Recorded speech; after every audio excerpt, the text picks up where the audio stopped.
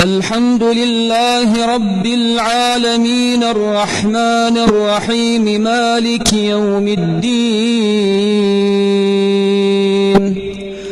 إياك نعبد وإياك نستعين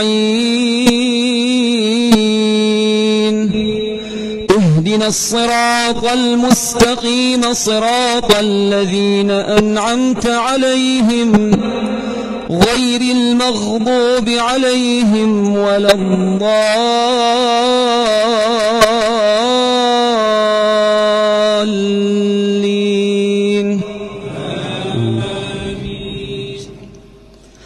وقال الذين في النار لخزنة جهنم ادعوا ربكم يخفف عنا يوما من العذاب قالوا أولم تك تأتيكم رسلكم بالبينات قالوا بلى قالوا فادعوا وما دعاء الكافرين إلا في ضلال إنا لننصر رسلنا والذين آمنوا في الحياة الدنيا ويوم يقوم الأشهاد يوم لا ينفع الظالمين معذرتهم ولهم اللعنة ولهم سوء الدار.